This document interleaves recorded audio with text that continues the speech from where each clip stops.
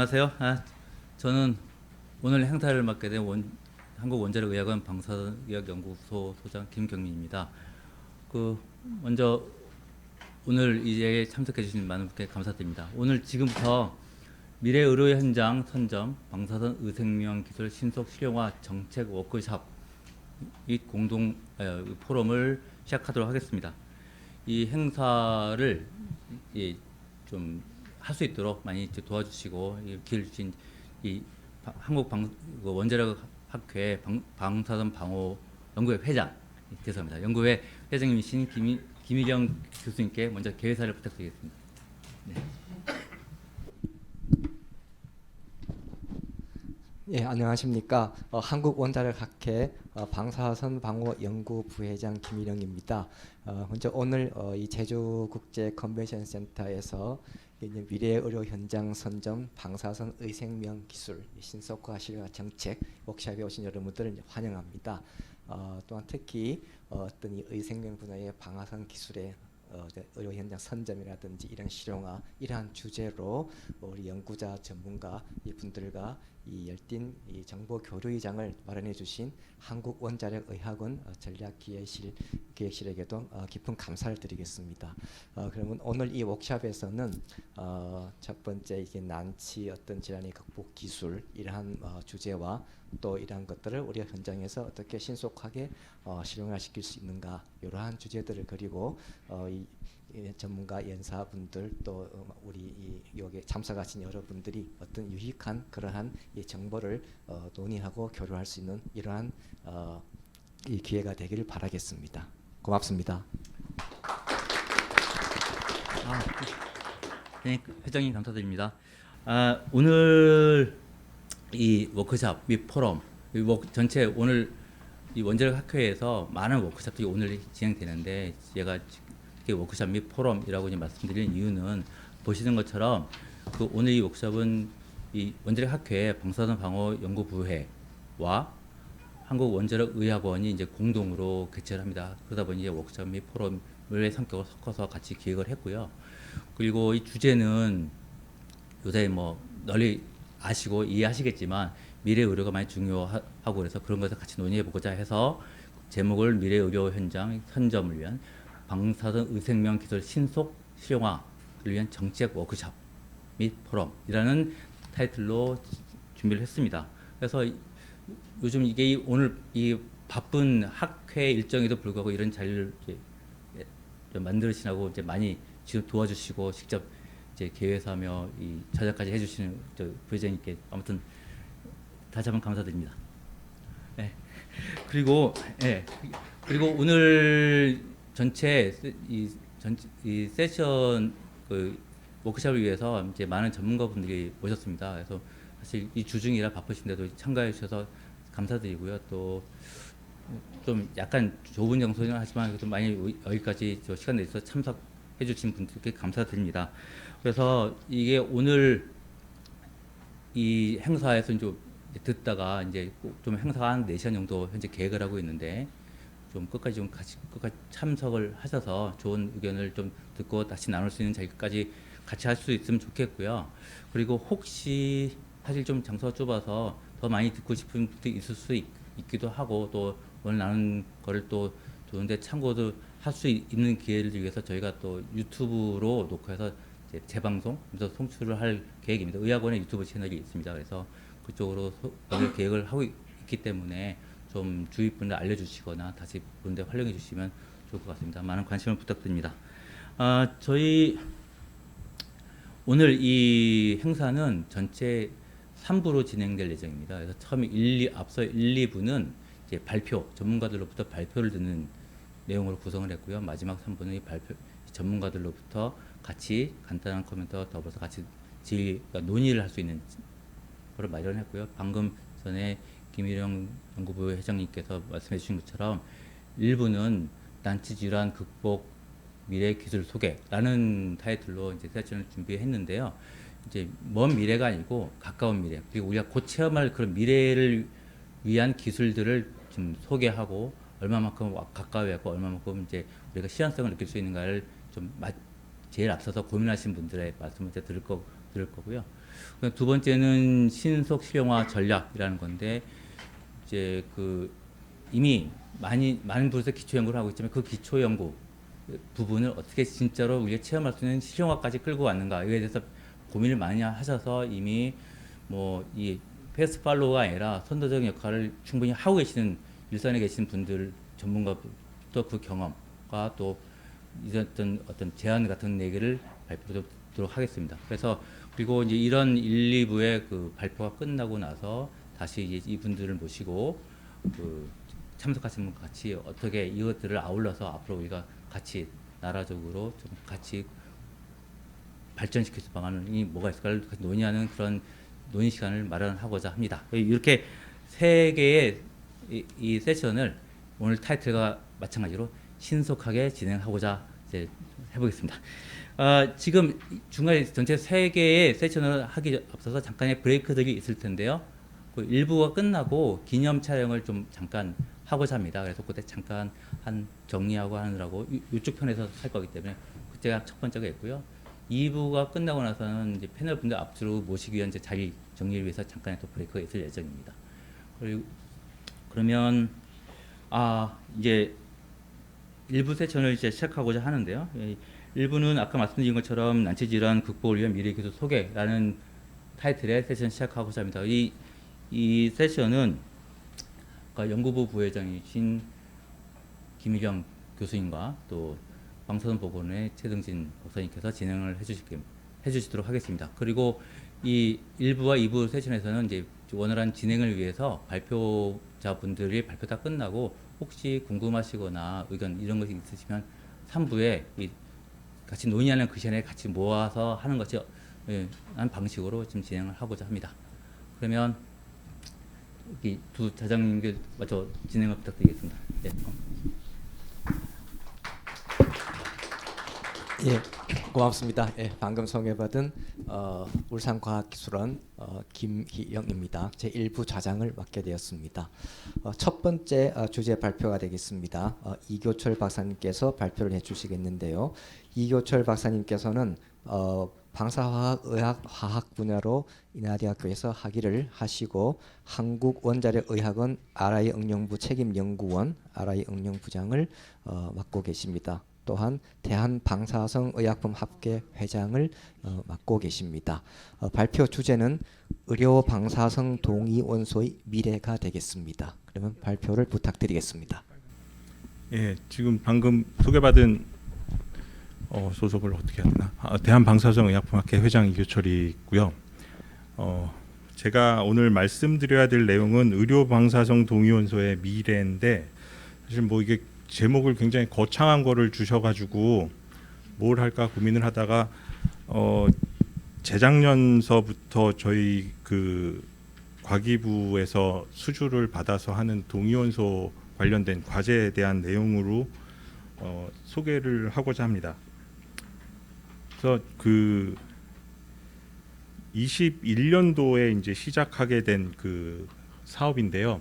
그 사업의 이제 큰 제목으로는 방사성 동위원소 산업 육성 및 고도화 기술 지원 사업이라는 큰 타이틀을 갖고 있고, 그래서 여기서는 이제 여러 그 내역 사업이 이제 1내역, 2내역, 3내역이 있습니다. 근데 여기 이제 메인으로는 동위원소 생산 활용 사업화를 위한 기술 지원 및 관련 산업 육성 체계 구축에서 1내역이 RI 수요 충족 및 관련 기업의 신시장 진출 지원을 위한 생산 체계 고도화 및 사업화입니다. 그다음에 이제 2내역과 3내역은 이제 이거를 가지고 할 수 있는 그런 이제 그 내역 사업들이 되는데, 이 1내역 사업에는 이제 정읍에 있는 그 정읍 첨단 방사선 연구소죠. 거기가 그 첫 번째 이제 하나의 과제를 진행하는 그 기관이 되겠고, 두 번째가 이제 저희 한국원자력의학원에서 하고 있고, 세 번째가 경주 양성자 지금 이름이 또 바뀌어가지고 제가 알고 있는 옛날 이름은 양성자 사업단이고요. 근데 이제 거기서 하게 돼 있습니다. 그래서 이런 내역 사업에 맞춰서 이제 그 중에 이제 저희는 수요 맞춤형 RI 생산 집적화 및 시설 고도화에 대한 이런 내용들을 이제 저희가 수행을 하는 거고, 그걸 가지고 이제 이런 체계적으로 나가겠다라는 게 이 큰 이 고도화 기술 지원 사업의 이제 틀이 되겠습니다.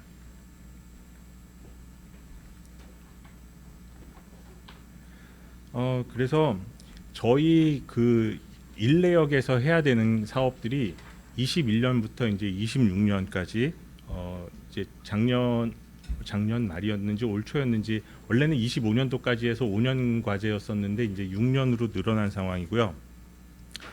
그 중에 이제 1세부하고 2세부가 6년 과제가 됐고 3세부 같은 경우는 이제 5년 과제로 진행을 합니다. 그래서 이제 저희의 최종 목표는 시설별 직접화, 고도화에 따른 핵종별 연간 생산 공급량을 증대를 하겠다라는 거고 1세부는 이제 정읍 캐리, 그다음에 2세부는 키람스, 말씀드린 대로 이제 3세부는 이제 경주 양성자에서 하는 겁니다. 그래서 그 앞에 이제 이런 내용들은 제가 이제 차치하고 동위원소에 대한 말씀을 드리면은 정읍 같은 경우는 그 요즘 이제 굉장히 핫하게 많이 쓰이고 있고 이제 수요와 공급의 그 수요에 대비해서 공급이 좀 부족한 그 저메늄 갈륨 제네레이터를 위한 그 저메늄 생산서부터 이제 최종적으로는 갈륨 제네레이터까지 하는 게 이제 메인 그 타이틀이 될 거고 그 다음에 이제 지르코늄 89를 현재도 국내에는 이제 공급을 하고 있고 작년인가 아마 해외에 한 건인지 2건 이제 수출한 사례도 있습니다. 그래서 이렇게 이제 이러한 주 핵종을 포함해서 6개 금속 동위원소를 연간 이제 12큐리 이상 생산하는 게 이제 정읍 1세부의 목표가 되겠고요. 키람스 같은 경우는 이제 커퍼 64나 아이오딘 124, 지르코늄 89 같은 경우는 한 10년 전서부터 이제 생산을 하고 있지만 계속 수요가 국내에서 이제 커퍼 64 같은 경우는 계속 그 수요가 늘고 있기 때문에 계속해서 생산을 하기 위해서 이제 집어넣는 핵종이 되겠고 지르코늄 89 같은 경우는 정읍에서 생산하는 양에 비하면은 저희는 그 아주 그 일부밖에 안 되는 작은 양이긴 한데 혹시라도 이 백업이 필요하기 때문에 정읍에서 가속기에 문제가 생기거나 그래서 공급이 안 될 경우를 대비해서 이제 저희가 소량이나마 일단은 이제 백업 개념일 거고 우리가 생산할 때 또 부족하면은 정읍에서 이제 좀 메꿔주는 그런 개념에 이제 사실 요 내용을 보시면은 핵종이 좀 겹치는 부분들이 있습니다. 그런 겹치는 부분들은 백업 개념인 핵종들이 되겠고요. 그래서 최종적으로는 7개의 동위원소를 연간 이제 18큐리 이상 생산하겠다라는 게 저희의 목표고 경주 같은 경우는 이제 양성자 가속기를 기반으로 해서 1세부와 유사하게 이제 저메늄 68을 생산을 해서 갈륨 68 제네레이터까지는 아니겠지만 일단 저메늄 68을 만들겠다라는 게 이제 거기에 또 목표이면서 커퍼 67 요 2개 핵종을 이제 3큐리 이상을 생산하겠다라는 겁니다. 그래서 1세부의 목표 핵종들은 여기 보시는 것처럼 이렇게 해서 7개가 되고 그다음에 2세부는 이렇게 6개가 되고 저희가 7개가 되고요. 3세부가 이제 2가지 핵종인데 현재 생산량이 이 정도가 되고 있는 상황입니다. 근데 이제 이 과제가 5년 처음에 기획될 때 5년 과제였기 때문에 5년 동안에는 한 이 정도까지를 하겠다라는 거고 그다음에 이제 추후 5년을 더 내다보고 한 게 이제 이쪽 부분들은 새롭게 하는 동위원소 같은 경우는 안정화라는 단계가 없이 바로 갈 수밖에 없어서 그냥 저희 여기다가 써놓은 거는 이제 정말로 안정화가 되는 한 10년 후가 되는 거고 실제로 여기도 보면은 이제 10년 후에도 할 수 있는 목표량을 이제 적어놓은 거입니다. 그래서 이거는 사실 이제 뭐 다른 1세부와 3세부하고는 이제 상의 없이 제가 이제 항상 지금 이 미팅을 이 포럼을 이제 주관하시는 이제 의학원의 전략기획실장님께서 이제 작성했던 건데 제가 이제 계속 조금씩 더 에딩을 한 거고요. 기본적으로 저희 이 핵의학, 방사성 의약품 뭐 이런 분야가 시작은 여기에는 이제 없지만 이제 테크니슘서부터 있었겠지만 테크니슘은 이제 빼놓고 하면은 핵종으로는 이런 것들이 그러니까 F18과 카본 11이 있었고 그다음에 이제 스펙트 핵종으로 이제 살륨과 123이 있습니다. 이게 저희가 만들었기 때문에 저희 기관 위주의 핵종들을 써놓은 겁니다. 그래서 이제 진단용 핵종이 이제 1세대라고 생각을 했고요.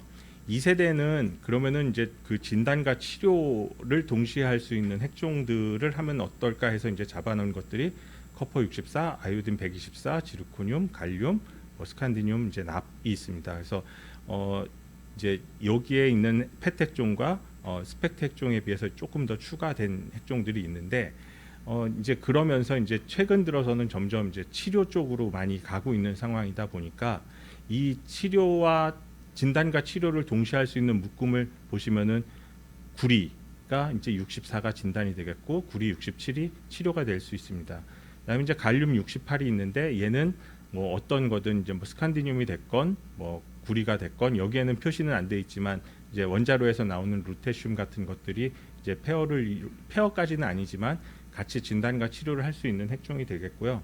그래서 이제 3세대에는 주로 이제 그 치료용 동위원소를 나열을 해놓은 것입니다.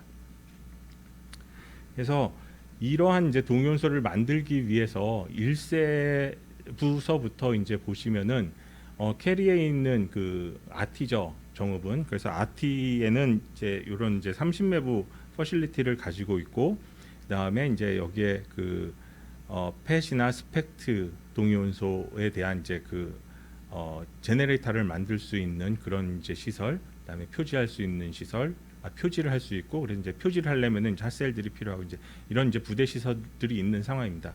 그래서 이 가속기에 이제 요거는 이제 그 스펙이 되겠고요. 그래서 이제 가속기가 있고 빔 라인을 4개가 있는데 11 빔 라인에는 이제 이러한 이제 펫핵종이 될 것 같고요. 그다음에 12 빔 라인에는 11 빔 라인이 이러한 핵종들이 될 거고, 12 빔 라인은 이제 프로톤과 이제 뉴트론을 할 수 있는 데고, 21은 커퍼, 그러니까 진단과 치료를 동시에 할 수 있는 이런 핵종과 코발트, 그다음에 22는 저메늄과 지르코늄, 이런 핵종들을 생산할 수 있는 빔 라인을 구축해서 지금 생산을 하고 있는 상황입니다. 그리고 이제 두 번째 세부인 의학원의 이제 시설입니다. 의학원은 1985년도에 도입이 된 그 50매부 사이클로트론을 갖고 있고, 이 사이클로트론은 그 다양한 그 빔 인출을 가능합니다. 그래서 알파빔, 중양성자빔, 그다음에 이제 양성자빔, 이렇게 해서 세 가지 빔이 나올 수 있고, 그래서 이제 이런 핵종들을 만들 수 있는 상황입니다. 그래서 검정색으로 표시한 거는 현재 만들고 있는 거고요. 그다음에 보라색으로 돼 있는 거는 그 시범 생산들은 돼 있지만 아직 그 대량화, 그러니까 양산화 가기에는 아직 좀 부족해서 계속 그 시험 생산이 계속 진행 중인 그런 상황인 거고, 빨간색은 이제 향후에 이제 생산하기 위한 계획이 되겠습니다. 30매부는 이제 IBA 가속기고 2000년도에 도입이 됐고요. 얘는 이제 프로톤 빔만 조사가 가능한데 얘도 마찬가지로 이제 검정색은 이런 핵종들은 현재 다 되고 있는 거고, 알파 핵종인 액티늄 225를 이제 추후에 생산을 할 예정입니다. 그리고 이제 그 신약센터 지하에 이제 가장 저희 기관에서는 최근에 도입된 그 16.5매부 가속기가 있는데, 얘는 이렇게 중양성자빔과 양성자빔이 가능하고요. 그다음에 요 두 개는 그 기존에 이제 되는 대로 그 생산이 되고 있는 거고, 앞서서 말씀드린 그 정읍이나 그 정읍에서 하고자 하는 제네레이터 타입은 아닙니다. 저희는 그냥 액체 타겟을 설치를 해서 그냥 갈륨을 뽑아내기 위해서 지금 준비 중에 있는 상황이고요. 그래서 이렇게 생산을 하려고 하고 있습니다. 그다음에 사실 이거는 제가 이제 가서 그림만, 그러니까 실물을 한번 본 건데 가속 사이클로트론하고 좀 달라서 정확하게는 제가 뭐라고 설명을 드리기가 좀 애매하지만, 여기는 이제 그 100매부 가속기, 선형 가속기를 가지고 있고요. 그래서 이제 이 가속기를 가지고 뭐 이제 그 에너지대를 20에서 100까지 이렇게 할 수 있는 상황인데, 이쪽이 아마 그 RI 프로덕션 퍼실리티 쪽이랑 연결이 되는 걸로 알고 있습니다. 그래서 이런 시설들을 이제 그 주변에 이제 부대 시설을 이용해서 이제 동위원소, 현재는 여기가 동위원소를 아직 생산을 못 하고 있는 데거든요. 그래서 이 과제를 하면서 동위원소 생산을 할 수 있는 퍼실리티를 구축을 하고자 하고 25년도 이후에는 이제 아까 처음에 표에 보여드린 것처럼 그런 동위원소를 생산하고자 합니다. 그래서 이제 이거는 그 각 기관에 대한 이제 히스토리인데요. 2009년에 정읍 같은 경우는 사이클로트론이 이제 30매부 사이클로트론이 이제 빌트인이 됐고, 그래서 그거에 대해서 이제 그 억셉턴스 테스트가 2010년부터 12년까지 이루어졌고, 2016년도에 이제 타이타늄 44와 저메늄 이제 68을 생산할 수 있게끔 이제 개발이 됐습니다. 그 이후에 19년도에는 이제 지르코늄을 이제 그 상업적으로 지금 공급을 하고 있는 상황이고, 그리고 이제 그 19년도에 이제 많은 일이 이뤄진 게 이제 다양한 핵종들을 할 수 있도록 이제 디벨롭먼트가 됐고, 그다음에 이제 생산을 시작을 하고 있습니다. 22년에는 팔라듐과 코발트에 대한 그 개발과 생산이 이루어진 상태고요. 그래서 22년도 작년에 사우스 그러니까 남아공에 이제 지르코늄 89를 수출을 했고, 미국에 이제 그 갈륨을 그 용출할 수 있는 소스인 이제 저메늄 68을 이제 수출을 한 상태입니다.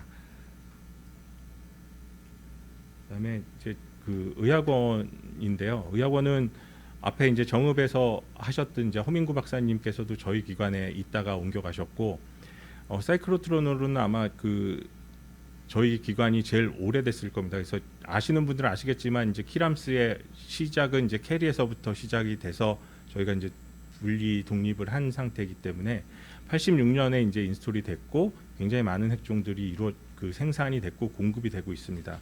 그래서 이제 50매부 사이클로트론일 때는 다 생산이 됐던 거를 다시 30매부로 옮겨가면서 대량 생산해서 더 많이 공급을 하고 있는 상황이고, 2005년도서부터는 이제 그 과기부 과제를 하면서 아요딘 124, 커퍼가 어디 갔지? 요 시점에 이제 커퍼 64 뭐 이런 것들이 이제 생산이 돼서 계속 루틴하게 이제 저희가 공급을 하고 있는 상황이고, 2000년도에 이제 처음으로 그러니까 알파 핵종을 내놓는, 그러니까 알파선을 내놓는 그 핵종이 이제 아스타틴 211을 이제 20년도에 처음으로 개발을 했습니다. 그래서 이거를 이제 지금 그 좀 더 이제 그 생산 수율을 높이기 위해서 지금 준비 중에 있는 핵종이고요. 그다음에 처음에 서두에 말씀드린 것처럼 커퍼 64, 67과 틴 117M 같은 경우는 지금 생산량을 늘리기 위한 작업들을 하고 있는 상황입니다. 이거는 뭐지? 예, 그래서 이제 그래서 지금 이제 1세부인 이제 정읍 같은 경우는 제가 지금 계속 왔다 갔다 하는 게 그 스토리를 놓고 하는데 각각의 기관마다 스토리를 집어넣다 보니까 정읍 같다, 의학원 같다, 경주 같다 하는 거는 좀 양해를 해주시고요. 그래서 지금 굉장히 많은 연구가 이제 2010년도에 2009년도에 인스톨이 된 이후부터 굉장히 많은 시간이 지나면서 점점 이제 그 30매부 사이클로트론은 업그레이드가 돼 있는 상태고요. 그래서 근래 들어갖고는 이제 좀 더 많은 양을 생산할 수 있게끔 사이클로트론이 이제 업데이트가 돼 있는 상황입니다. 그래서 그 메탈 금속 동위원소를 이제 대량 생산하기 위한 이제 시스템들이 다 갖춰져 있고, 그래서 2020년도에는 그냥 예를 하나만 들어서 이제 지르코늄 89 같은 경우는 1회 생산에 이제 100mC가 생산이 됐지만 이 과제가 1단계 종료 후에는 2배가 늘었고요. 완전히 사업화가 종료가 됐을 때는 별 차이는 없습니다. 근데 이제 그 저메늄, 갈륨 이제 제네레이터를 하기 위한 게 이제 메인 핵종이 되다 보니까 이제 얘 같은 경우는 2배, 그다음 그것에 또 2배 이런 식으로 지금 늘 수 있게끔 굉장히 많은 그 진척 상황이 있는 상황이어서 과제가 종료가 될 때쯤이나 앞으로 한 1, 2년 후쯤 되면은 국내에서도 외국에서 수입을 안 하고 국내에 생산되는 갈륨을 가지고 임상이나 뭐 비임상 실험을 할 수 있지 않을까라고 예상을 하고 있습니다. 그다음에 의학원 같은 경우는 이제 앞서 말씀드린 커퍼 64서부터 이제 지르코늄 89 같은 경우는 꽤 오래 전서부터 진행이 되어 왔고요. 지금 이제 잠깐 언급드렸던 전략기획실장님이 시작을 하신 일이었고, 그러면서 이제 지금은 점점 더 이제 셋업이 돼서 모든 게 업그레이드가 돼서 이제 더 많이 생산을 할 수 있게끔은 돼 있습니다. 근데 저희는 그 딱 수요에 맞춰서만 지금 생산을 하고 있거든요. 저희가 굉장히 그 다양한 핵종들을 많이 생산을 하고 있기 때문에 빔 타임을 그렇게 많이 가질 수가 없습니다. 그래서 그 빔 타임에 맞춰서 할 수 있는 빔 타임 내에서는 최대한 그러니까 수요자들한테 맞춰서 공급을 해주려고 하고 있고, 그 이외에도 뭐 필요하다라 그러면 다른 그 빔 타임을 빼갖고라도 지금 생산을 해서 공급을 해드리고 있습니다. 그리고 이제 요거는 이제 치료용 핵종에 대한 건데 자료는 이제 작년 이제 보고서 쓸 때 만들었던 데까지만 지금 업데이트가 돼 있고, 최근 거는 제가 지금 자료를 못 받아서 아직은 모르고 있지만 요 당시에만 해도 이제 마지막에 최근에 한 것들을 비교했을 때 한 15mQ 이상씩은 생산이 되고 있습니다. 근데 이제 얘가 표적을 만들 때 표적이 굉장히 잘 만들어지는 날은 이제 생산량이 느는데, 그러지 않을 때는 지금 생산이 좀 떨어지기 때문에 평균이 한 15mQ 정도 되는 거고요. 그다음에 이제 커퍼 67 같은 경우는 정읍이나 그 경주에서 만드는 방식하고 다르게 저희는 알파빔 조사를 하고 있습니다. 그래서 그 퓨리티는 이제 다른 사이드 반응이로 해서 커퍼 64나 뭐 이런 것들, 다른 것들이 나오지 않기 때문에 굉장히 깨끗한 67을 생산을 할 수 있습니다. 근데 단지 이 방식대로 하면은 수율은 조금 낮습니다. 그래서 아직까지는 한 4시간, 8시간 조사했을 때 한 1mQ 정도 나오는 양밖에 안 되거든요. 그래서 요거를 좀 더 개선을 하기 위한 그 준비를 하고 있고, 틴 같은 경우는 저희가 이제 생산은 되는데, 이 시작되는 게 이제 카드뮴 116이 됩니다. 근데 출발 물질이 116인데 이 116이 지금 깨끗하게 분리가 되지 않고 있고요. 이거를 분리할 수 있는 방법이 지금 특허가 있는데, 그 특허를 피하기 위해서 김정영 박사님께서 이거를 지금 계속 고민을 하고 계시는 상태고, 그것만 해결이 되면은 대량 생산하는 데는 지금 아무 문제가 없는 상황입니다. 그리고 이제 저희가 액티늄 생산을 지금 계획을 하고 있고요.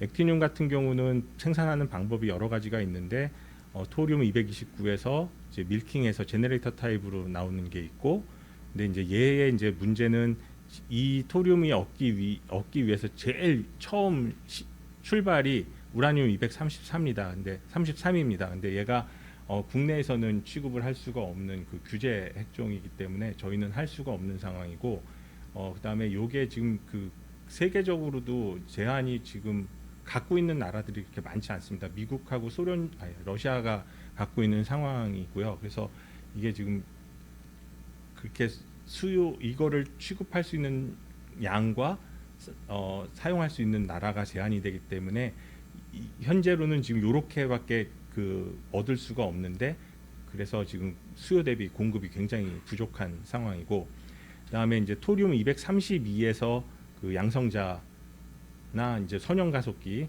대형 가속기로 이제 100매부 이상 조사했을 때 액티늄 225가 생산하는 방법이 있습니다. 나중에 다시 또 이제 경주에서 이렇게 계획은 갖고 있는데, 그때 다시 말씀드리겠지만, 이때는 이제 그 사이드 부산물로 나오는 게 이제 액티늄 227입니다. 근데 얘가 반감기가 거의 22년이어 갖고 요거를 해결하거나 아니면은 이거를 사용해도 된다라는 그 FDA나 이제 식약처 쪽에서 승인이 있어야지 사용이 가능할 것 같습니다. 근데 어느 몇 퍼센트 이내는 지금 FDA에서는 괜찮다고는 하는데, 아직 국내에서는 그게 뭐가 없기 때문에 아직 국내에서는 지금 아직 허가가 안 나 있는 상황이고요.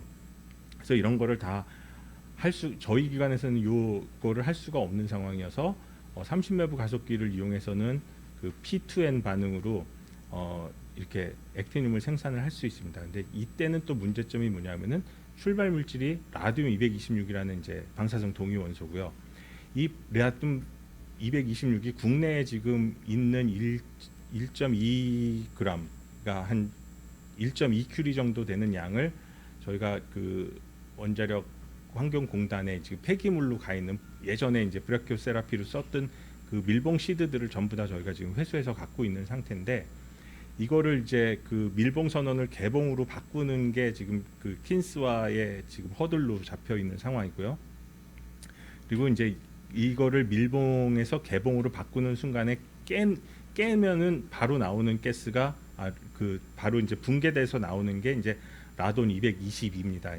그 수년 전에 그 라돈 침대 사건으로 했던 그런 방사성 물질이 되겠습니다.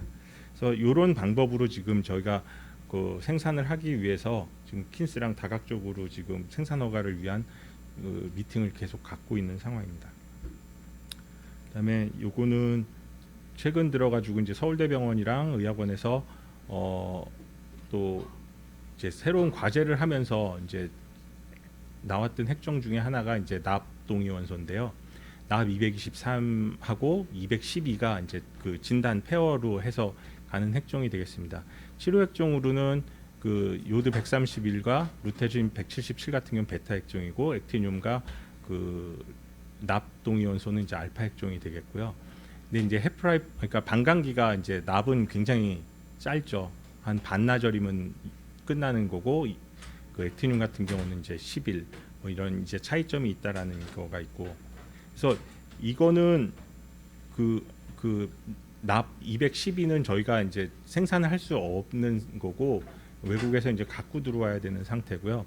그래서 그럼 진단용으로 쓸 수 있는 납 203은 생산할 수 있겠다라는 생각에 이제 요거는 이제 향후 계획을 갖고 있는 겁니다. 그래서 향후에 이제 저희가 이제 의학원에서는 이런 계획을 갖고 있다라는 거고요. 그다음에 이거는 이제 그 경주에서 커퍼 67과 이제 저메늄을 대량 생산하기 위한 기반 구축을 이렇게 하고 있다라는 거고, 그래서 이제 그 2026년에 공급을 시작을 계획을 하고 있는데 저메늄 같은 경우는 연간 1.6 큐리, 그다음에 커퍼 67 같은 경우는 연간 2 큐리를 생산할 예정으로 가지고 있다고 합니다.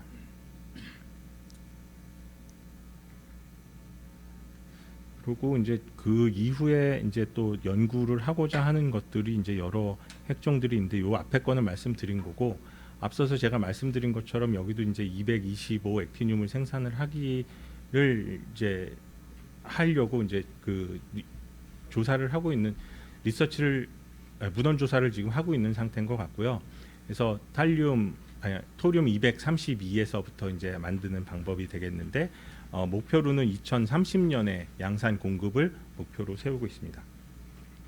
그래서 이렇게 그 진단과 치료, 그다음에 이제 더 나아서는 완전히 치료만 하는 그런 핵종들을 이렇게 저희가 그 현장에서 요구를 하고 있는 거여서 그거에 맞춰서 이렇게 동위원소들은 생산을 현장의 의견을 반영을 해서 이제 계획을 세우고 그렇게 진행을 하고 있는데, 향후에도 이제 저희도 나름대로 이제 그 새로운 뭔가 동위원소를 생산하기 위해서는 이런저런 이제 수요 조사를 할 거고요. 거기에 맞춰서 이제 저희도 추가를 할 수 있는 거는 추가를 하고, 그다음에 또 이제 과감하게 또 삭제를 해야 되는 동위원소들은 삭제를 해가면서 그 환자에 제대로 쓸 수 있는 의료용 동위원소를 공급하고자 합니다. 이상입니다. 감사합니다.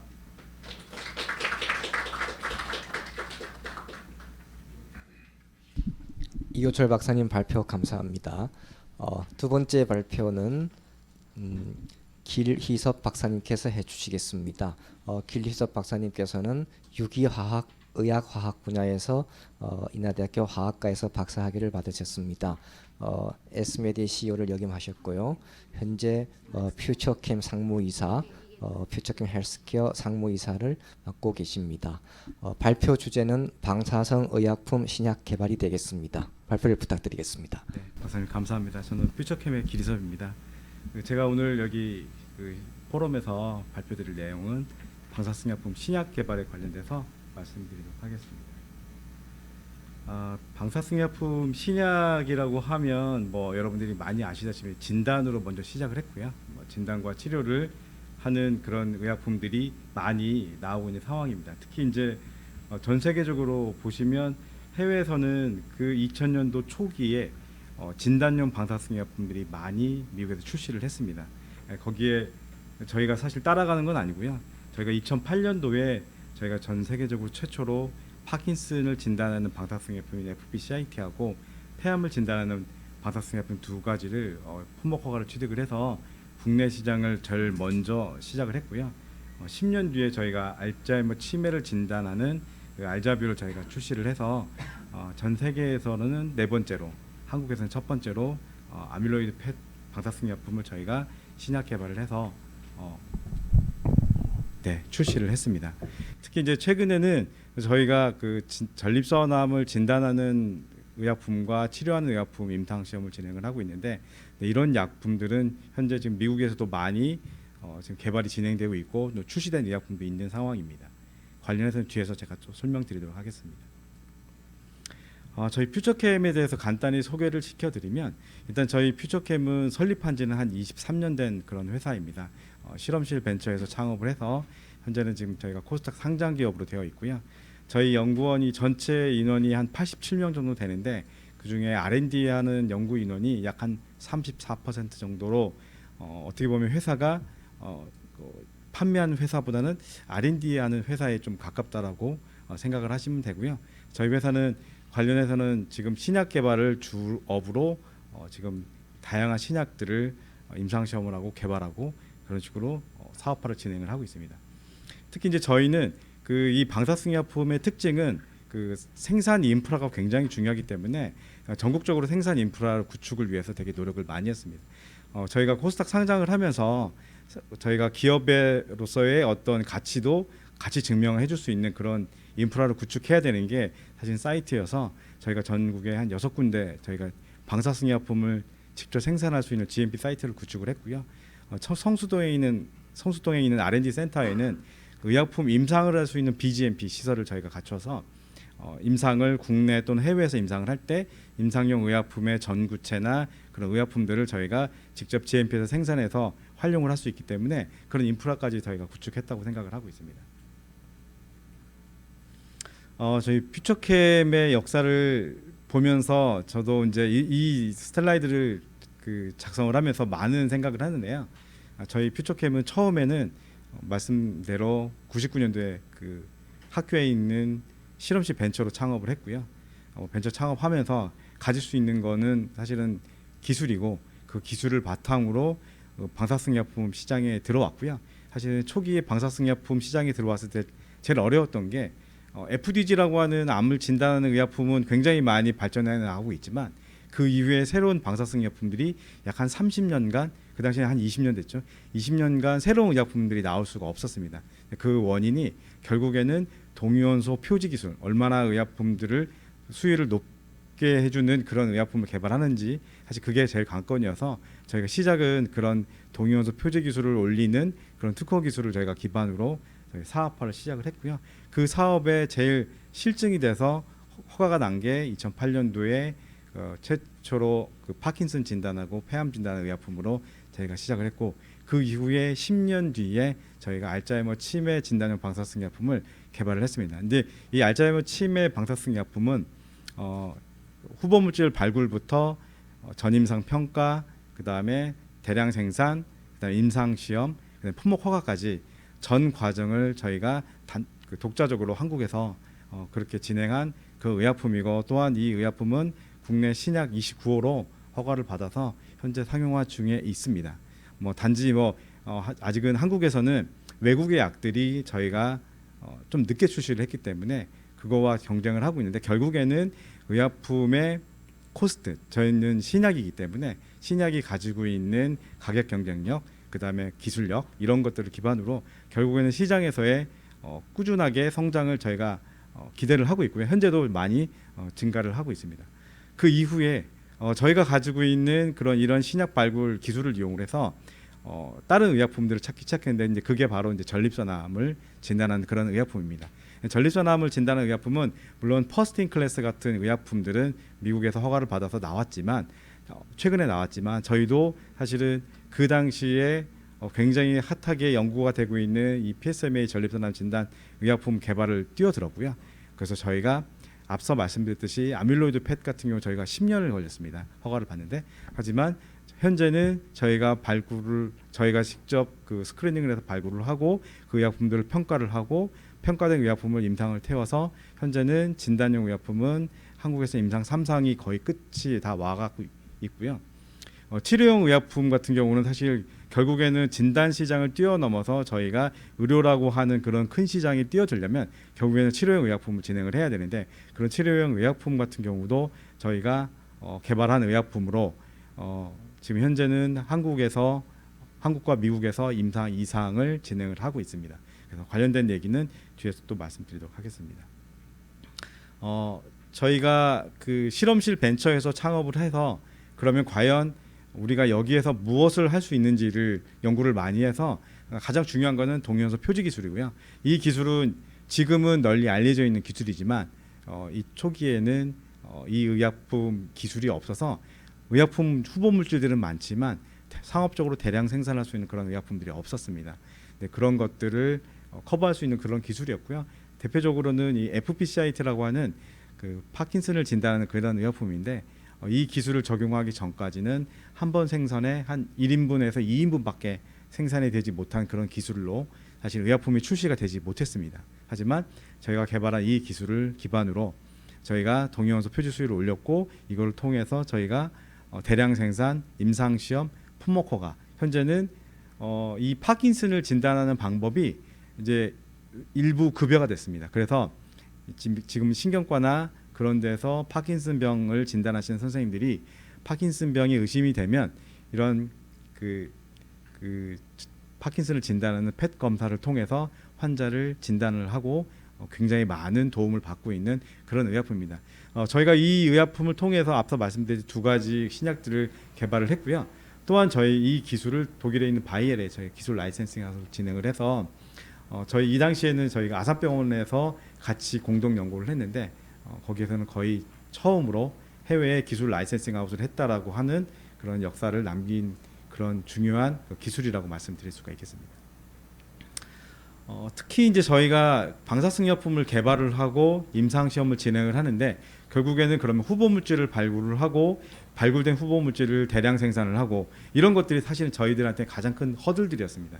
이거를 극복할 수 있는 인프라는 현재 저희가 다 구축되어 있지만, 그 전에 구축되기 전에 저희가 신약을 개발을 하고 평가를 할 때는 굉장히 많이 허들들이 있었는데, 사실 여기 보면 저희가 선도 물질을 발굴을 하고도 이 물질이 정말 좋은 물질인지 아닌지를 평가하는 인프라가 사실 저희가 없었습니다. 그래서 저희가 원자력의학원 아니면 다른 병원들과의 협력을 통해서 저희가 이 비임상 평가를 통해서 저희 의약품이 가능한지 아닌지를 저희가 그렇게 검증을 할 수 있었고요.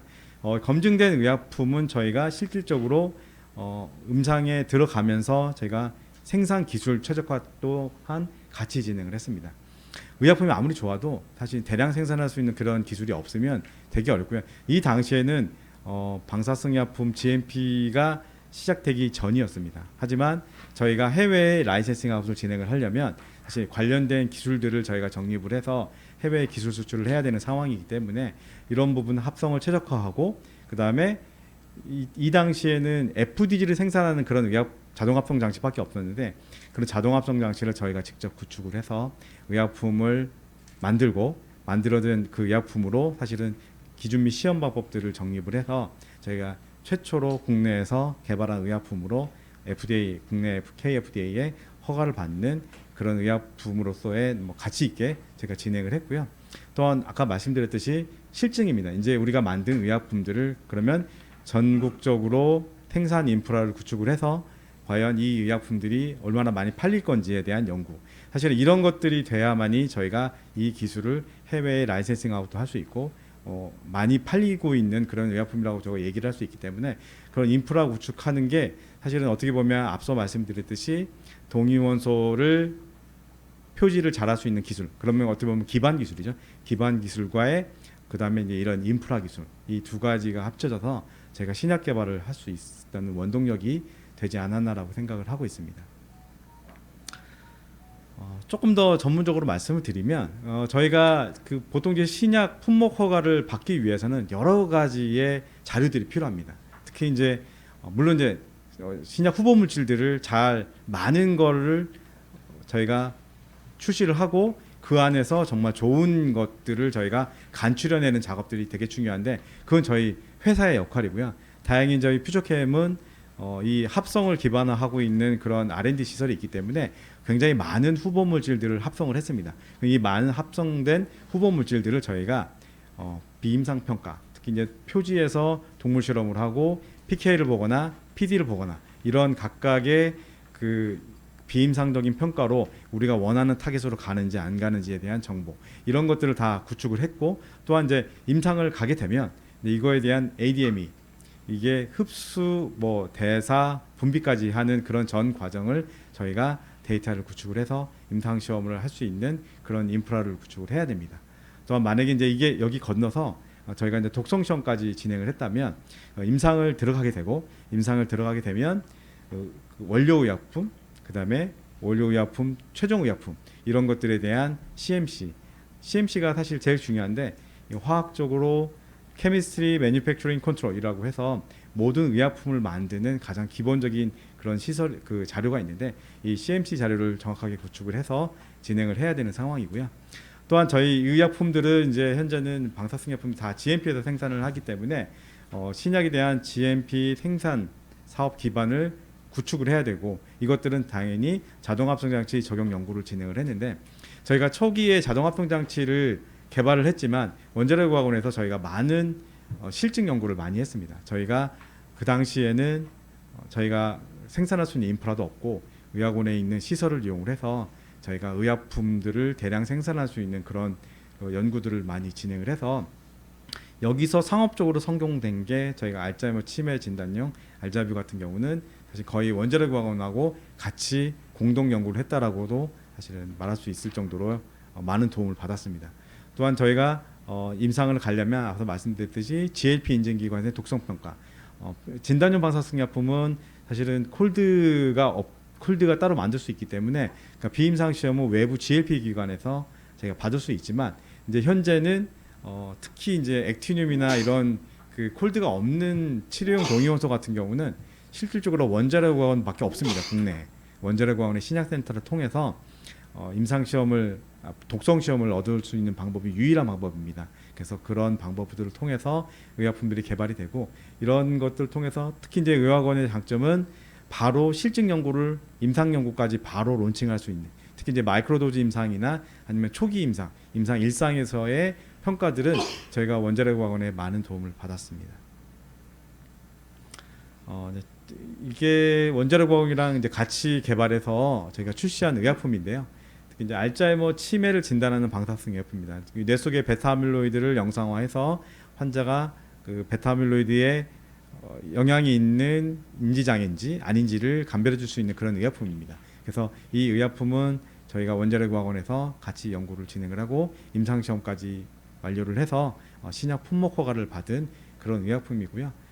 저희가 국내 신약 29호로 2018년도에 받았습니다. 저희는 이 신약에 대한 특허를 저희가 많이 갖고 있기 때문에 이 기술은 현재 물론 이제 미국이나 유럽의 빅 컨트리 같은 경우는 다른 약들이 많기 때문에 저희가 터키에 기술 수출을 해서 현재 지금 터키가 임상 시험을 할 수 있도록 저희가 기술 지원을 하고 있는 상황입니다. 저희가 또 한 가지로는 그 전립선암을 진단하는 그런 방사성 약품입니다. 이거는 저희가 그 후보 물질 평가 단계에서 의학원하고 같이 공동 연구를 했고요. 임상 일상까지 원자력의학원이랑 같이 진행을 한 그런 의약품입니다. 이거는 First in Human Clinical Trial 데이터입니다. 그러니까 정상인을 대상으로 약물을 투여를 해서 어떻게 약물이 분포되고 배설되는지에 대한 정보를 얻는 건데, 특히 이제 여기서는 그 중에 환자를 대상으로 봤을 때 투여하고 시간이 지나면 지날수록 120분, 약 한 2시간 정도 지났을 때 이렇게 암으로 원격 전이가 된 것들을 저희가 발견을 할 수 있는 그런 데이터를 얻었고요. 실질적으로 PSA 수치와 저희가 임상시험을 지금 3상을 하고 있는데, PSA 수치가 낮다고 이 사람이 전립선암에 전이가 있냐 없냐를 감별하기가 어렵습니다. 실제로 PSA 수치가 낮음에도 전신 전이가 되어 있는 환자들도 많고요. 그래서 PSA 수치만을 가지고 이 사람이 암을 진단하는 것은 굉장히 어렵기 때문에 정확하게 어떻게 진단이, 원발로는 어떻게 됐는지, 전이로는 어떻게 됐는지에 대한 정보를 얻을 수 있는 방법이 이런 방사성 의약품을 통해서 실질적으로 내 몸 안에 전립선암이 어디에 있는지를 영상을 볼 수 있는 게 가장 중요한 방법이라고 생각이 되고 있습니다. 또한 이 기술은 현재 한국에서 임상 3상을 진행을 하고 있고요. 유럽에서도 지금 현재 임상 3상을 진행을 하고 있습니다. 그럼 기술 이전도 지금 현재 유럽과 중국에 저희가 기술 라이센싱 아웃을 해서 국내 방사승약품으로는 처음으로 저희가 해외 기술 라이센싱 아웃을 진행한 그런 의약품이고, 마찬가지로 의학원에서는 비임상 연구와 임상 연구를 진행을 한 그런 의약품입니다. 특히 이제 치료용 방사승약품이 이제 되게 유명한데 이제 많이 사람들이 관심을 많이 갖고 있는데요. 원자력의학원이나 이런 데서도 사실은 이렇게 정확하게 치료를 할 수 있는 핵종을 개발을 해주면 그 핵종을 기반으로 저희가 적절한 리간드에 결합을 해서 의약품을 만드는 게 저희의 역할입니다. 사실은 이런 동위원소를 생산하는 인프라가 없으면 저희 같은 회사가 약을 만들 수 없는 상황이기 때문에 그런 저희가 그 기반을 가지고 저희가 비임상 연구를 진행을 하고 있고요. 근데 불행히도 아직까지 루테슘에 대해서는 저희가 전량 수입에 의존을 해서 지금 사용을 하고 있고요. 가장 많이 사용되고 있는 베타 핵종인 루테슘 177이라고 하는 그런 의약품을 동위원소를 통해서 저희가 개발한 게 루도타다이펩이라고 하는 치료용 방사승약품 후보 물질입니다. 현재 이 후보 물질은 한국과 미국에서 임상 1상을 끝내고 현재 임상 2상을 진행을 하고 있습니다. 그래서 국내와 해외로 같이 진행을 하고 있고요. 지금 현재 이 의약품도 중국에 있는 파트너사에 사실 기술 이전에 관련된 얘기를 진행을 하고 있는 상황이어서 곧 조만간에 국내에서 개발한 약을 저희가 해외에 라이센싱 아웃을 했다라는 그런 소식을 전해줄 수 있고요.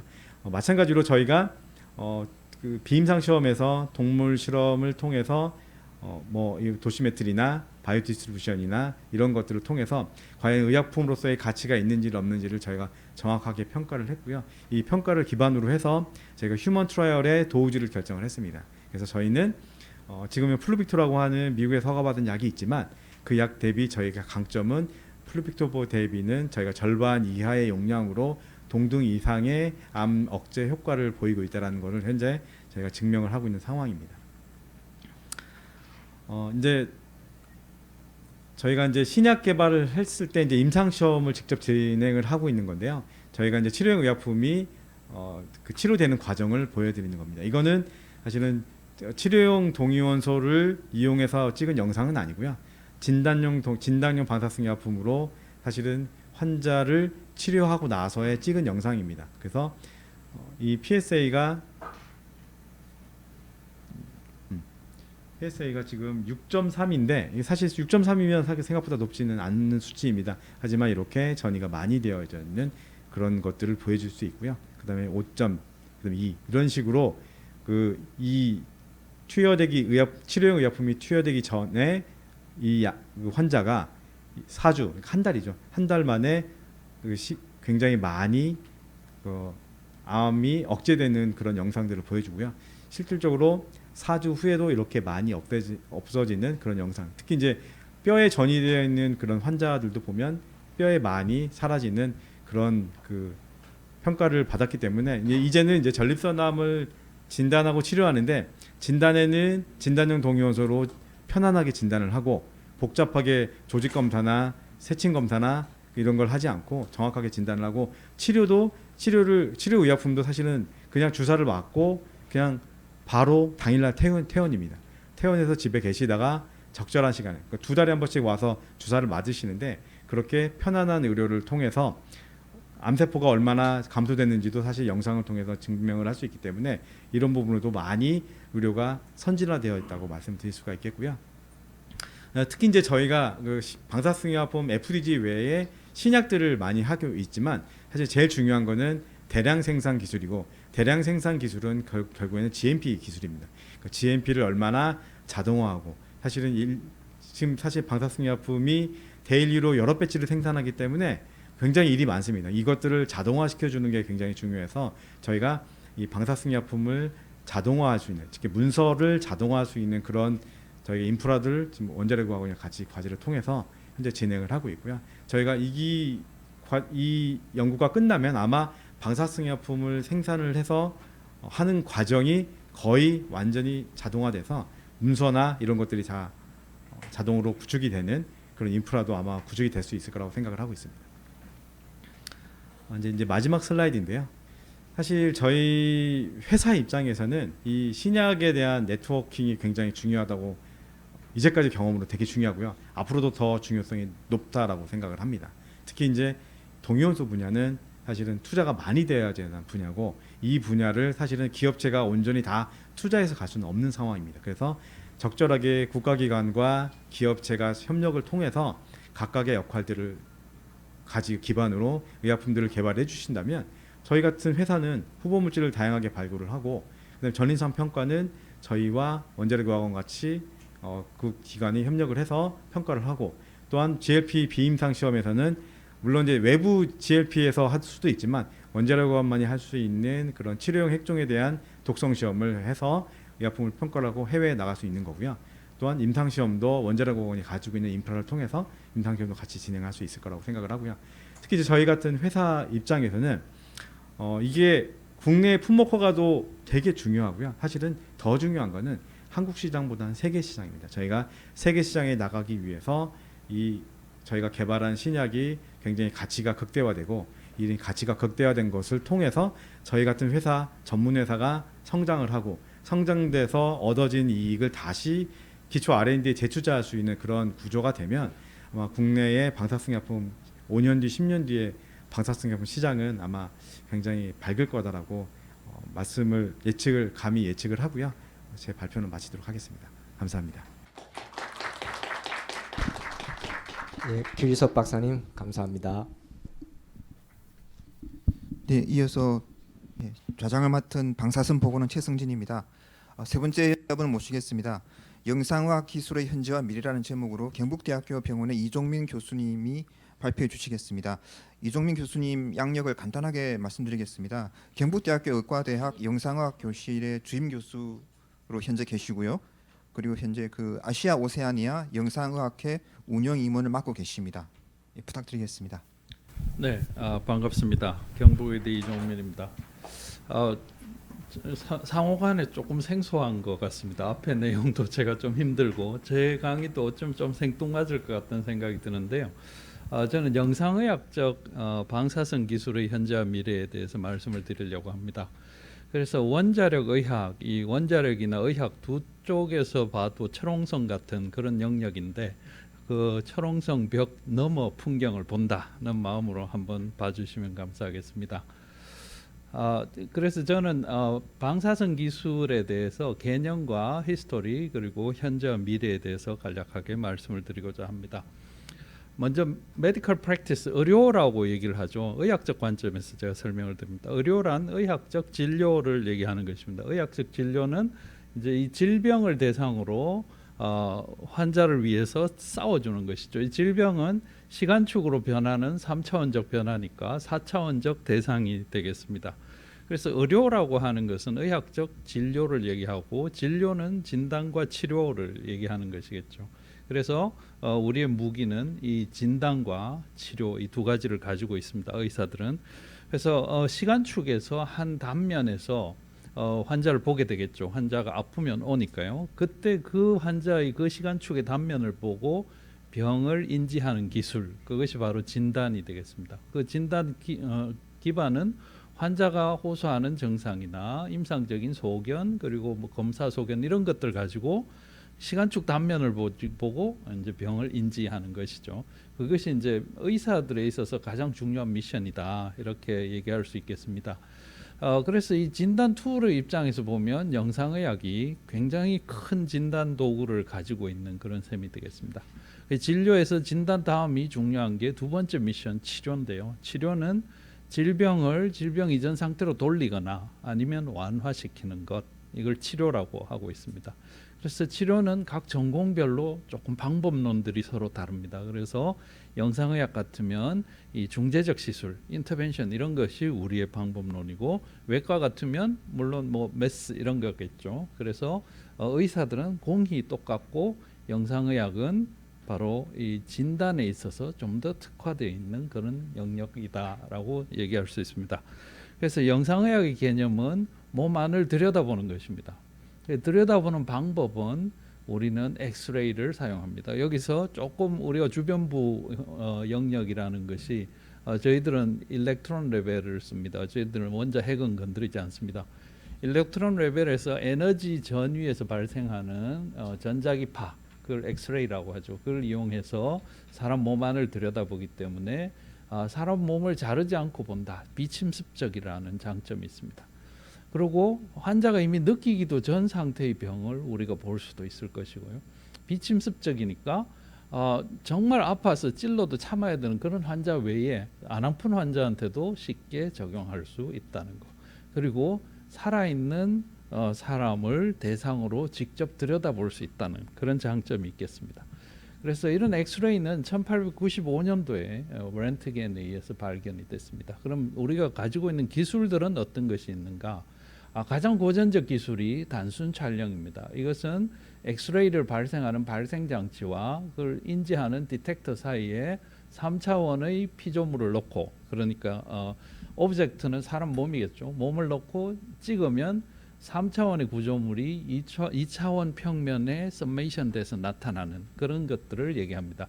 근데 엑스레이 흡수 개수에 따라서 밝기가 결정이 되기 때문에 이런 공기라든가 뼈라든가 연부 조직, 이게 구분이 되죠. 근데 연부 조직 간의 구분은 어렵습니다. 그래서 결국은 섀도우 영상을 얻을 수밖에 없고, 섀도우는 구조물의 실루엣을 보고 우리가 어떤 병리적 소견이 있을까를 유추할 수밖에 없어서 이 방법에서는 패턴을 인지함으로써 병리 현상을 이해하는 그런 방법이다, 이렇게 얘기할 수 있습니다. 두 번째 툴은 투시 혈관 촬영입니다. 이것은 뭐냐면 엑스레이 발생 장치에 그 다음에 반대편 디텍터가 있겠죠. 디텍터 뒤에 카메라를 붙여가지고 실시간으로 엑스레이 영상을 보는 것이죠. 그러면 조영제 같은 걸 집어넣으면 조영제 흘러가는 이런 걸 실시간으로 봄으로써 기능을 알 수 있고, 또 국소적으로 열심히 보고 있으면 고해상도 영상을 할 수 있다 하는 것이 좀 더 발전된 툴이 되겠습니다. 세 번째 툴은 잘 아시는 컴퓨티드 토모그래피입니다. 전산화 단층 촬영입니다. 이것은 발생 장치와 디텍터가 환자 주변을 로테이션 하면서 영상을 얻은 것들을 이용해서 이미지를 재구성해내는 것입니다. 그래서 단면 영상을 얻는데, 단순 엑스레이 같으면 이렇게 엑스레이를 쏴서 여기서 서메이션 했기 때문에 이 모든 정보가 한 줄의 하나의 라인, 1차원의 라인으로 표현이 되겠죠. 그걸 펴서 이제 단면을 볼 수 있다는 것입니다. 그래서 디테일한 그 구조를 볼 수 있다. 그리고 3차원 재구성을 할 수 있고, 이런 3차원 재구성을 시간축으로 보다 보면 시간적 변화도 볼 수 있다 해서 드디어 병리 그 자체를 인지할 수 있는 툴이 되는 것입니다. 이건 패턴을 보고 유추하는 것이 아니라 병리 현상이 그냥 눈에 보이는 것이죠. 다른 툴은 초음파가 되겠습니다. 초음파는 전리 방사선은 아니죠. 1에서 20MHz 초음파를 몸 안에 넣고 이게 반사되어 오는 시간을 측정해서 반사 계면의 거리를 확인하고 점을 찍으면 이런 그림이 되는 것입니다. 그 잠수함하고 같은 거죠. 그래서 초음파 어레이를 1차원적으로 쫙 배열해서 쏘면 2차원적인 영상을 얻게 되는 것입니다. 실시간으로 연부 조직을 잘 볼 수 있다. 엑스레이 흡수 개수보다 초음파 반사하는 계면이 더 예민하기 때문에 연부 조직의 특성을 잘 볼 수 있다는 장점이 있습니다. 근데 반사 계면이 움직이고 있으면 도플러 효과에 의해서 움직이는 반사체의 속도를 알 수 있다. 그래서 결국은 RBC 적혈구의 움직임을 봄으로써 이런 혈류역학적 정보를 볼 수 있다 하는 것이 초음파의 특징이 되겠습니다. 그 다음 툴은 MRI가 되겠습니다. MRI는 이것도 전리 방사선 아닌데요. 강력한 자장 안에 우리 몸을 넣으면 몸 안에 있는 수소 원자, 수소 이온 상태로 있는 수소 원자, 그게 바로 양성자죠. 프로톤이 이제 이런 전극을 가지고 있기 때문에 정렬을 하게 되고, 거기에 외부에서 전자기적인 에너지를 가하면 그 에너지가 이런 배열을 흐트리게 되고요. 이 에너지를 끊었을 때 원래의 어레인지먼트로 다시 돌아가는 디페이징이 잘못됐네요. 디페이징이 일어나게 됩니다. 그런데 이게 돌아가는 과정에서 이 프로톤이 속해 있는 주변 조직의 환경에 의해서 약간의 차이를 보이는 그걸 가지고 영상을 만들어낸다 하는 것이 MRI의 원리가 되겠습니다. 그래서 이 디페이징 되는 걸 릴렉세이션 된다 이렇게 표현하는데, 이 릴렉세이션 되는 그 시간을 가지고 시그널을 만들어서 영상을 만들면, 그러면 이건 연부 조직에 대한 변별력이 상당히 좋아져서 연부 조직을 보는데 좋은 장비이다. 그리고 움직이던 기계적인 구조물이 없습니다. 자기장을 조절해서 영상을 얻기 때문에 아주 빠른 영상을 할 수 있어서 시간 해상도가 높아서 이런 영화 영상 이런 것들이 잘 보이게 되는 것이죠. 그래서 여기까지가 영상의학의 역사가 되었습니다. 그래서 현재는 그러면 이런 툴들을 가지고 어떻게 진행을 하고 있는 것인가? 이 모든 게 현재는 디지털 데이터입니다. 초창기에는 전부 아날로그 데이터라서 이걸 다시 한 번 더 가공하기가 한계가 많았습니다. 그렇지만 디지털 데이터이기 때문에 스택업하게 되면 3차원 바로 만들 수 있고요. 2차원적으로 다른 평면으로 이렇게 영상을 포스트 프로세싱을 통해서 알 수도 있고, 또 3차원 재구성을 해서 살아있는 사람의 구조물을 마치 꺼내서 손에 든 것처럼 이렇게 볼 수가 있습니다. 또한 시간축으로 이걸 본다면 이렇게 하면 시간축의 변화를 3차원 구조물이 보여주는 이런 4차원 영상까지도 만들 수가 있을 것이죠. 그래서 지금까지 우리가 본 것은 정성적으로 봤다 이렇게 얘기할 수 있고요.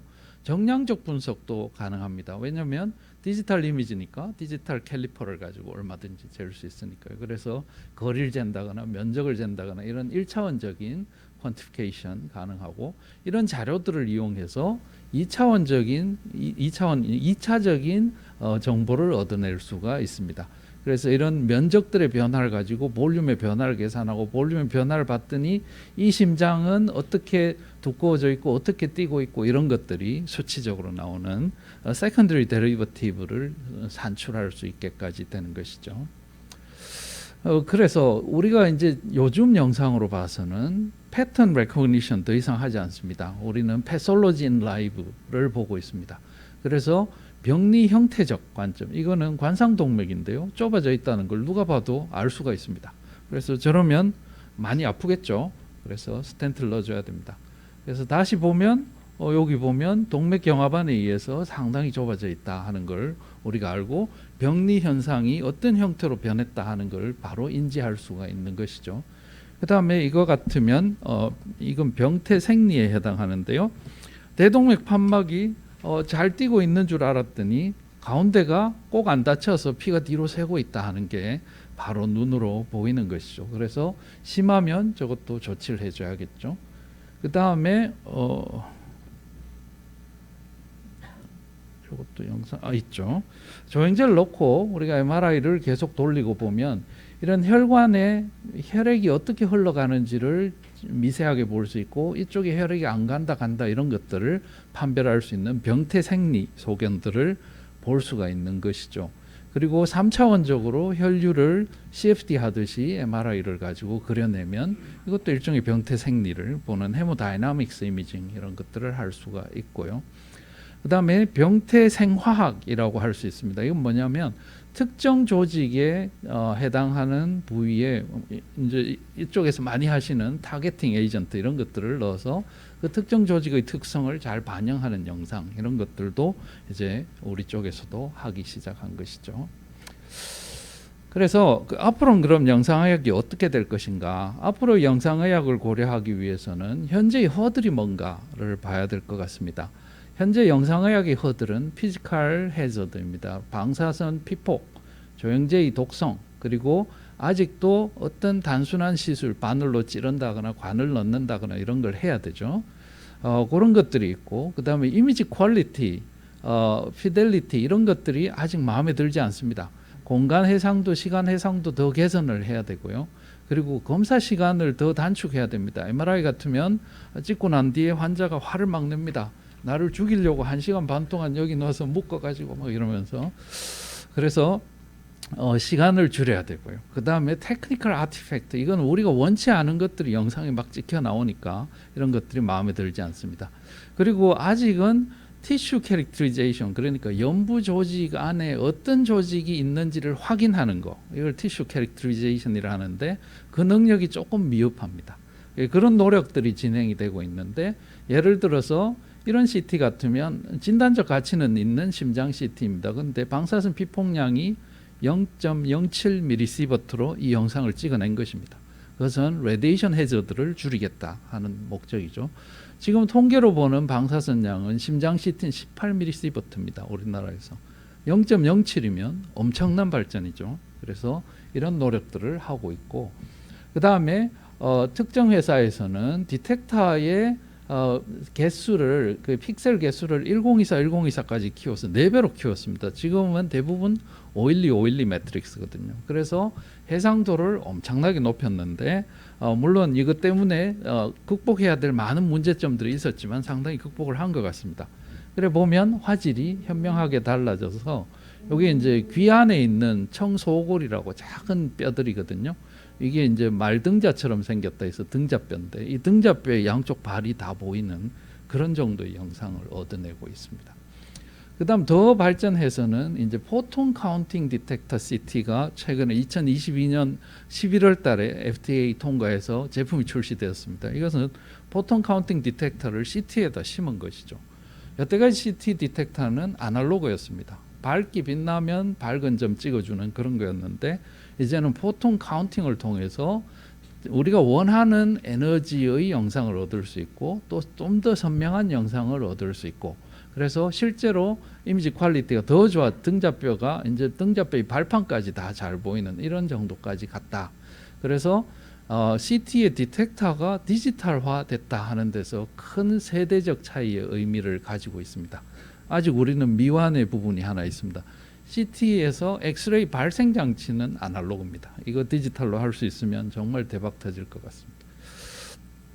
그 다음에 우리가 이제 티슈 캐릭터리제이션을 위해서 해기학에서 하는 거 맨날 보고 박수만 치고 있었는데, 우리도 하겠다 이런 거죠. 그래서 해기학 기술을 도입해가지고 라이간드들을 붙이고 우리 조영제를 붙여가지고 특정 대상을 타겟팅하는 그런 영상들도 좀 더 활성화되지 않을까 생각을 합니다. 그래서 결론적으로 보시면 영상의학적 기술은 계속적으로 업데이트되고 있습니다. 이미지 퀄리티를 향해서 우리가 노력하고 있고, 그 다음에 기술적 feasibility, 유용성을 위해서, 그리고 안전성을 위해서 노력하고 있고요.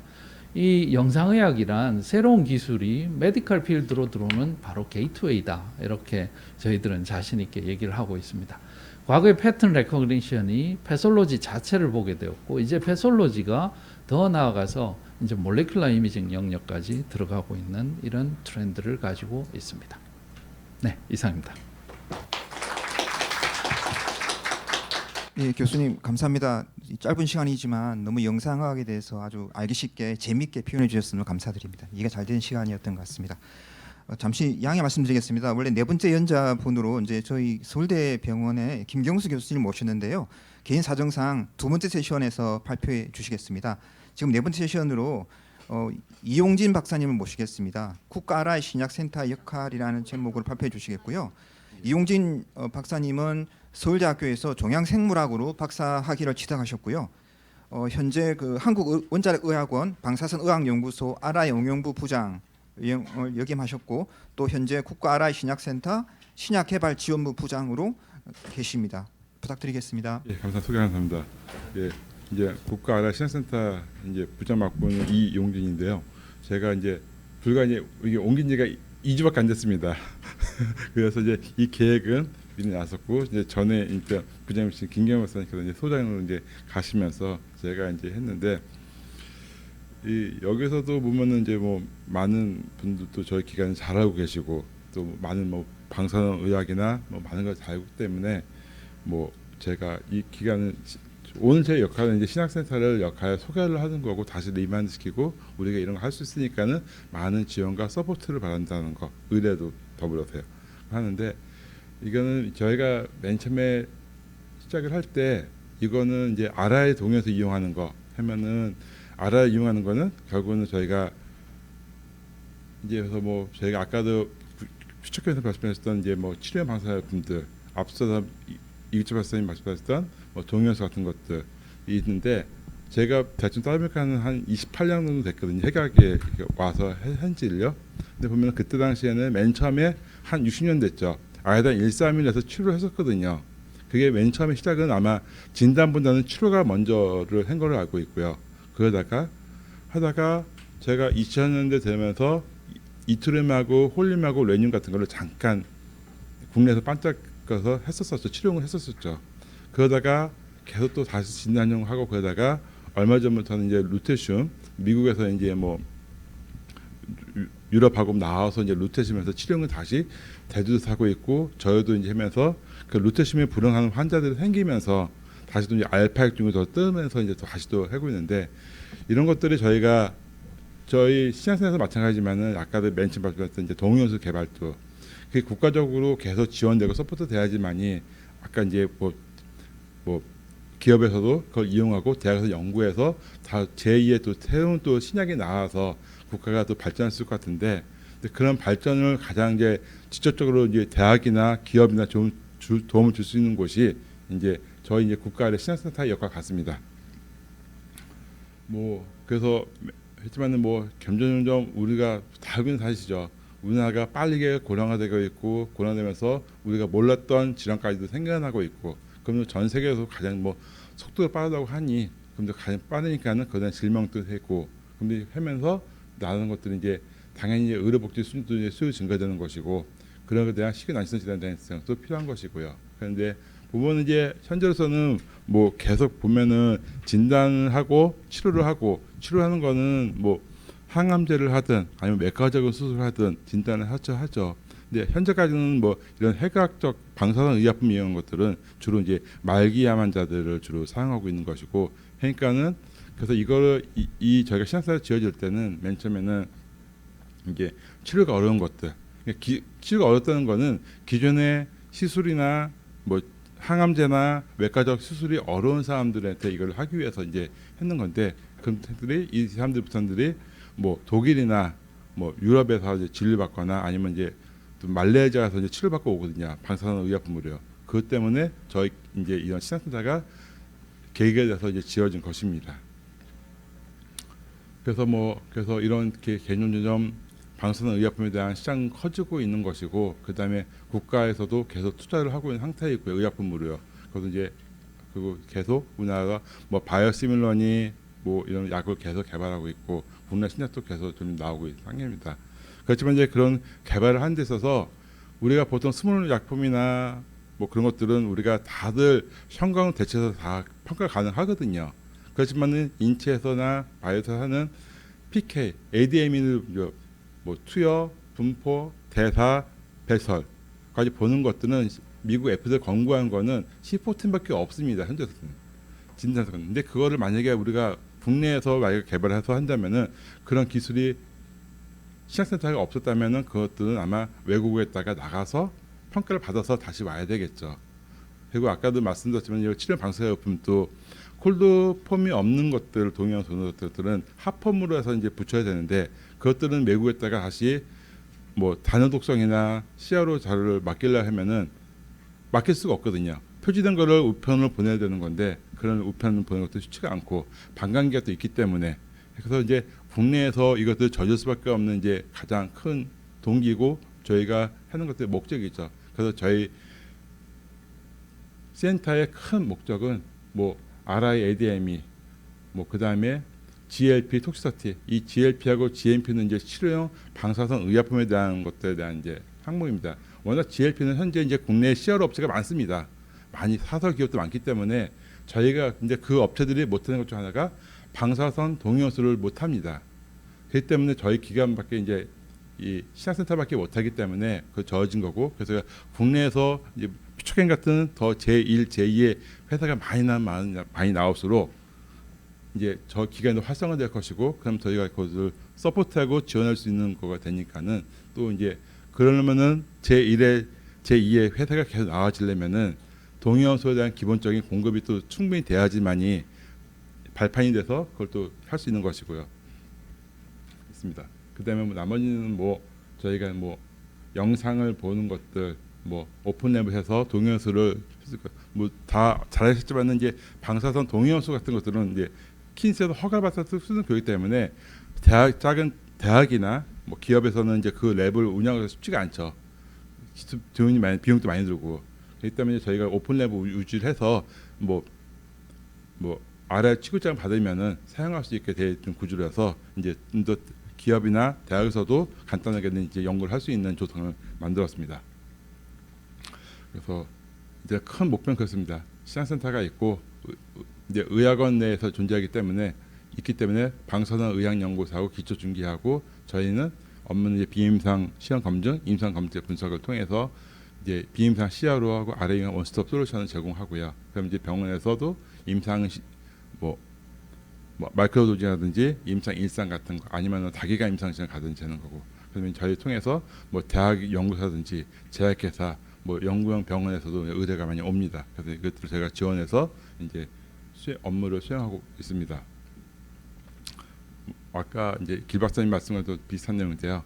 저기 하면은 저희가 하는 역할은 이제 새로운 이제 약을 개발하는 데 있어서는 이제 클리니컬 스터디, IND 어플리케이션을 위해서는 저희에게서는 뭐 이런 동물 실험에 대한 영상 평가, 뭐 동에서 아까 ADM이 아까 뭐 GLP 테스트 같은 것들, 그다음에 그 나온 것들에 대한 이제 방사선 분비에 대한 GMP 공정 기술 개발해서 임상 시험을 할 수 있게 지원하는 역할을 하고 있습니다. 그래서 이제 가장 큰 거는 이제 ADME PK, 이피커시 이미징, 그러니까 톡시서티를 했는데 이거 가장 근거가 되는 건 이제 동영에서 펴지죠.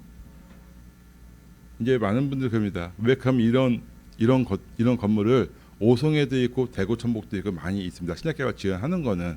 근데 왜 그게 대개 지방에 많이 있지 않습니까? 근데 했는데 그럼 왜 의학원에 있느냐 하면은 의학원에는 근거가 되는 거는 그래도 명시상부역에 가장 많은 동위원소가 나오고 있습니다. 그래도 지원되고 있기 때문에 그런 베이스를 이용해서 저희가 또 기업이나 대학에다가 서포트할 수 있기 때문에 저희가 기관에 있는 것이고요.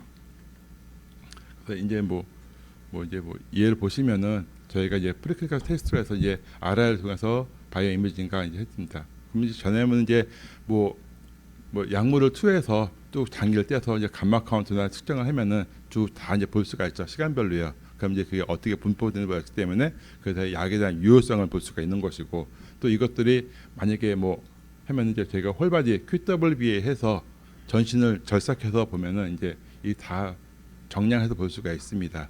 그래서 정량해서 볼 수 있으면은 이걸로 해서 이제 약이 갔다 안 갔다. 그럼 저희가 이거를 다시 인체로 적응시켜서 이 약이 뭐 가능성이 있다 없다 선별할 수 있는 기준을 제공하고 있습니다.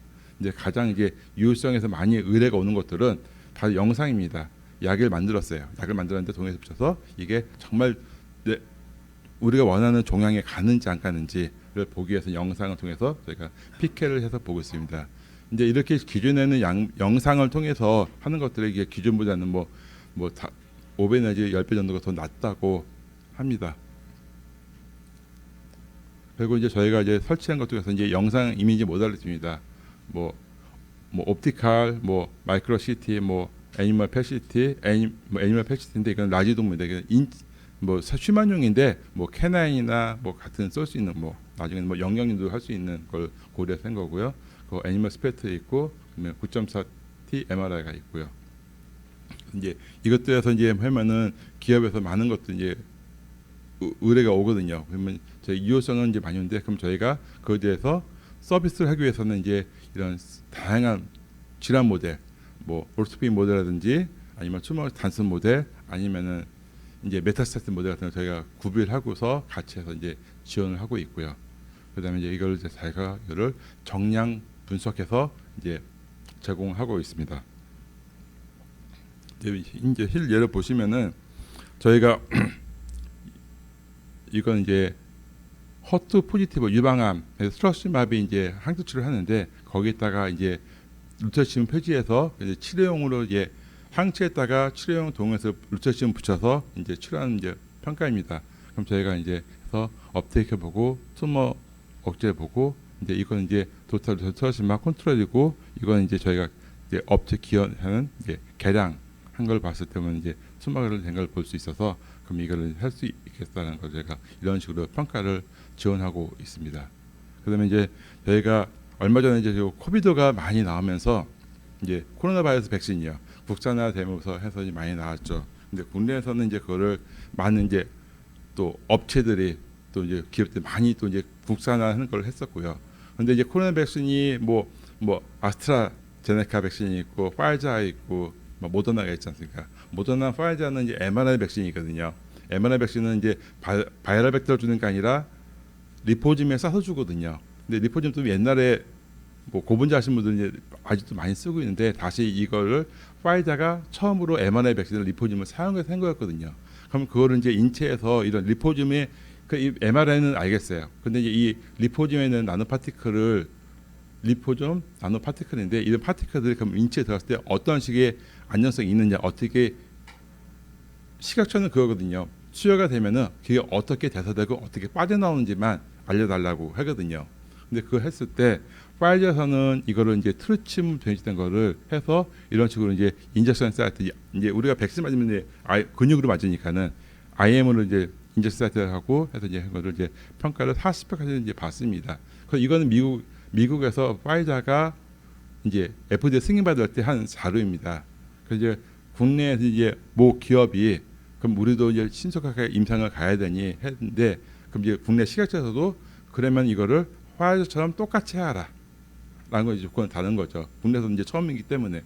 그래서 이제 저희가 이런 이제 리포짐에 되는 물질에다가 히포텐을 레벨링해서 이제 IM으로 이제 저희가 주사를 마우스 주사해서 각각 장기를 적출하고 그걸 이제 베타 카운트를 통해서 이제 다 분석을 합니다. 그러면 이제 저희가 PK 파라미터라든지 티슈에 대한 분포를 볼 수가 있고요. 그다음에 그것에 대한 이 물질에 대한 배설 레이트를 볼 수가 있고 그다음에 이제 측정할 수 있습니다. 그럼 저희가 또 갖고 있는 장비 중에 AMS에서 이제 더 극미나 볼 수 있는 거.